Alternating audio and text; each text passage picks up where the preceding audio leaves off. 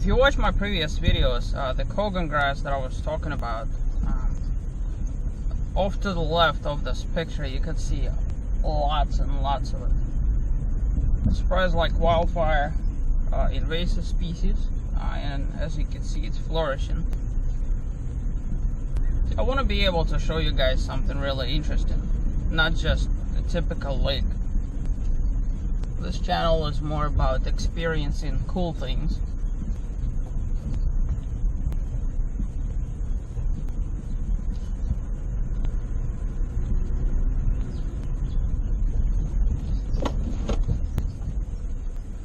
So the actual lake is off to the right of the picture.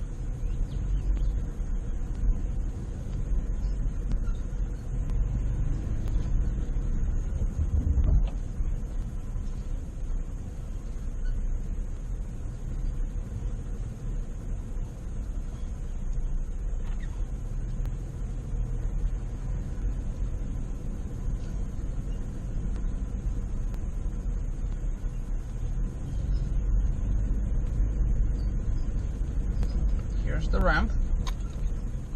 Let me see if I could pitch my truck over there, just to kind of get you an idea. I suppose if you do like a circle around it, just enough.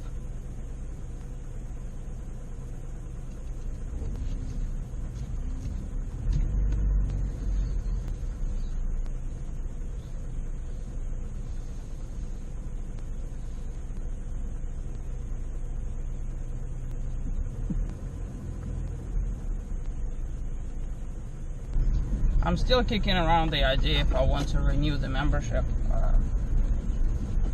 Because originally I had about 60 or something places to go to, and I'm finding that at least a third of them are really not worth going to, period. And then another third are kind of like, So maybe I'll renew it for another year and then cancel after that. Because renewal actually is coming up pretty shortly.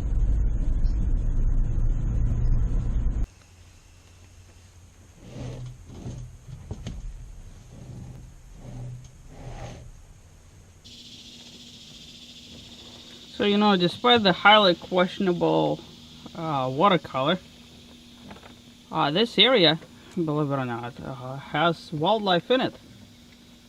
I'm seeing birds all over the place.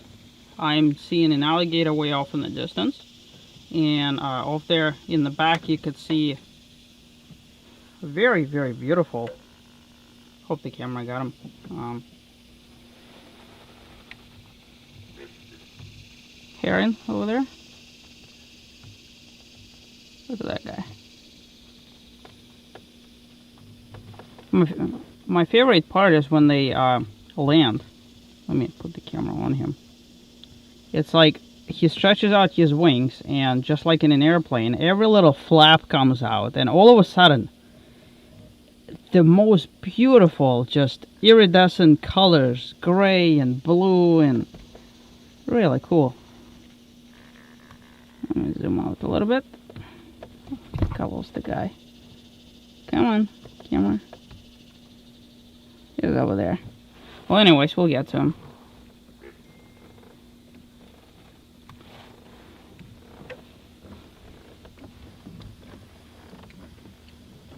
And I think wildlife is here because there's really not that many people that come this way. And because I'm really not familiar with this place, and because of all the fingers and everything, what I ended up doing, I imported essentially a route that I've drawn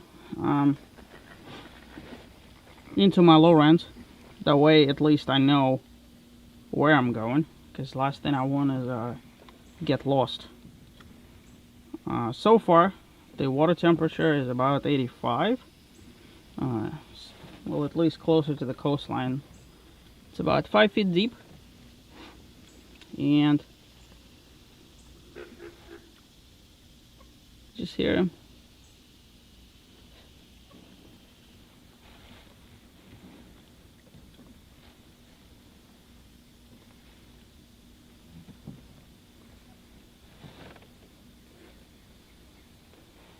Yeah, the thing about with herons is not necessarily when they take off, but when they land.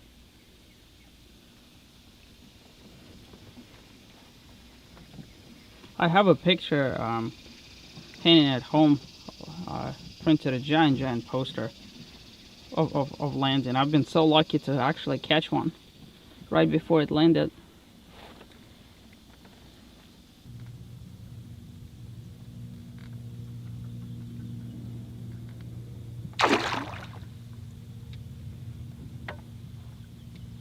Yeah, try not to flinch when you hear that.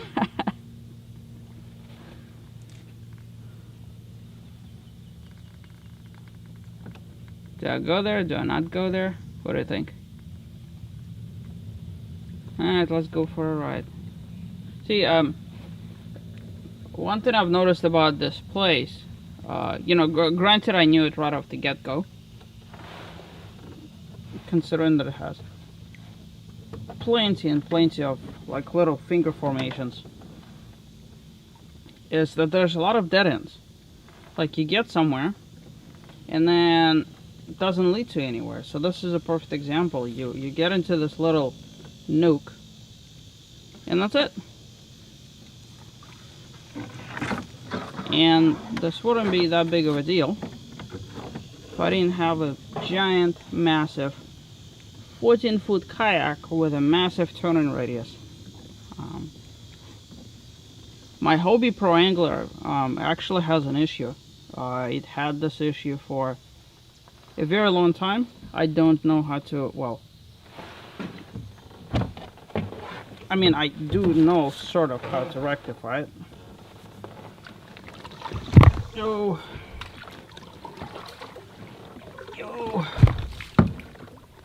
And this is exactly the reason why. I don't like this. But yeah, it turns one way perfectly right, and the other way not so much. Like turning left in a country that glorifies left-hand turns is not something that my Hobie could do all too well. There's an issue with the steering, from what I understand. And the splashing that you hear, I'm actually using a pedal, just to get myself out of this bind.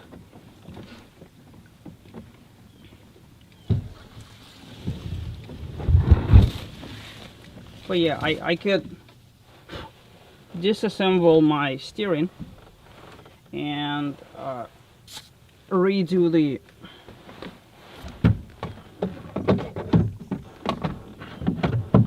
there we go, and redo the steering all over again. The problem hasn't pissed me off enough to do that quite yet, but what's happening is I would say like 90% of turning ability is to the right and 10% to the left. So right, I could turn, like I could literally turn on a dime. Left, it doesn't want to do it. And I don't know if it's a design flaw or if it's just this particular kayak that has this issue. The way I've worked around it is I tend to, if you watch my videos, I tend to favor the left side. So I actually do like counterclockwise trips. I mean, doesn't really matter either or, but it's just this one, you know, out in the open water, it's no big deal, because you just make a bigger circle. Places like this, you just, like here's a good example. I'm gonna turn the kayak this way, and now I'm gonna turn the hard left. Right, see that? This is the arc that it, and yet if I turn right from this angle, it turns it right away. So here's what it does.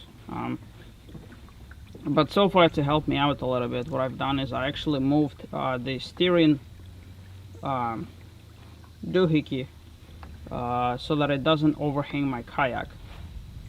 You know, I spent years dangling my arm off to the side of the kayak, and considering how many alligators I come across, I just don't want to give them any funny ideas. So now when I control the kayak, it's actually from the inside of the kayak.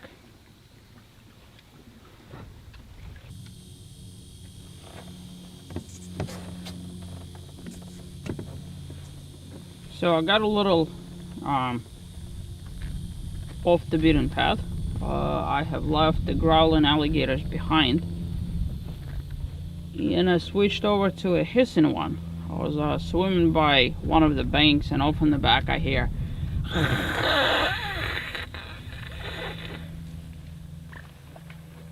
so he let me know that he is there.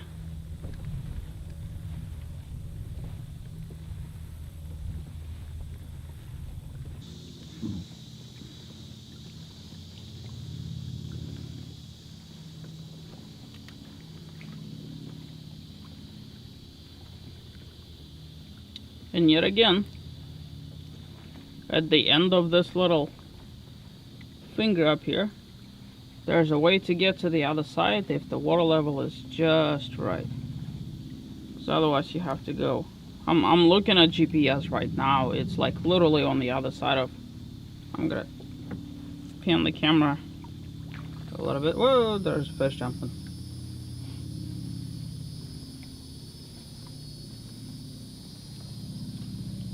See, right there, through that little cut over there.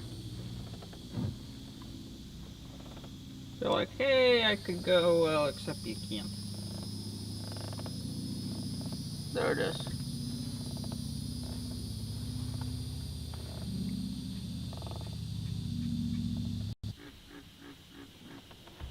Well, I have to admit, this place is not without surprises. After meandering through all the skinny stuff, it does have something a little bit more up my alley that allows you to kind of look at stuff and not have to squeeze through every nook and cranny.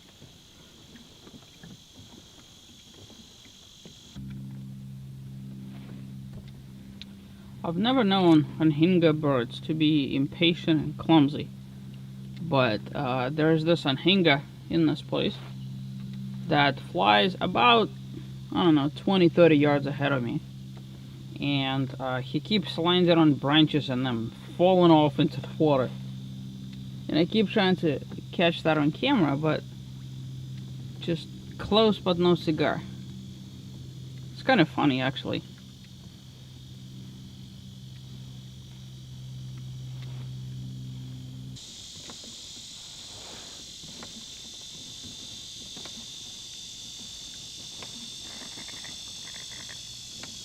Hey, there's that anhinga.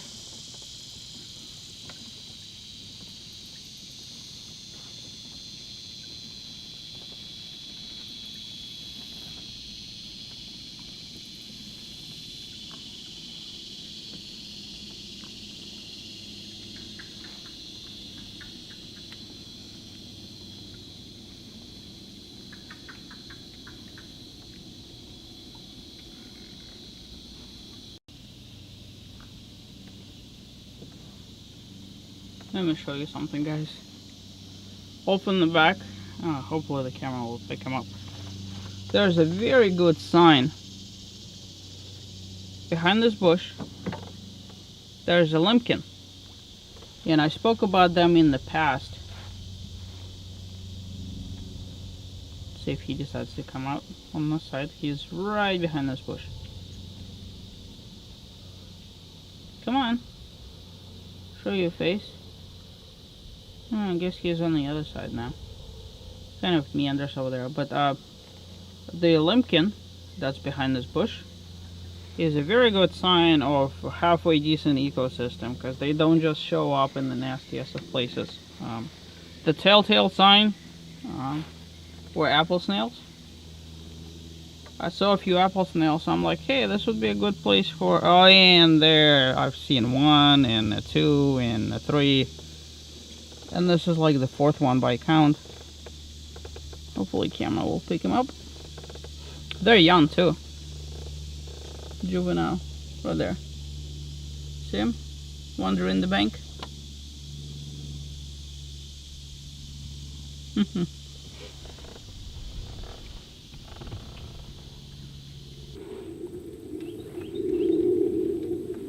This whole area kind of reminds me of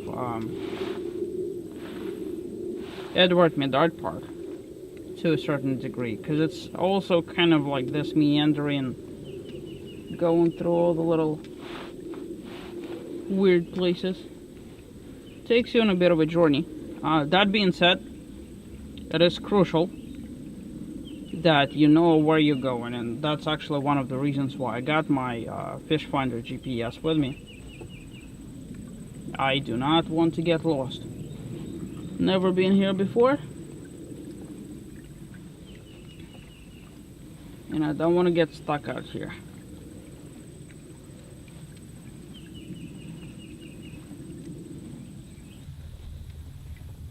Now, since I don't see them in the water, what's happening, I think, is because it's so hot, they prefer to perch themselves up in the like soft soil that's much cooler, and they just sit up on the banks. And don't forget that alligators are essentially giant lizards, and they can very easily crawl up those steep banks if they really wanted to. In some state parks, I've actually seen them on trees. They scale fences like it's nothing. So they're very proficient climbers if, you know, if they're determined. Now, most of the time they will take the path of least resistance, but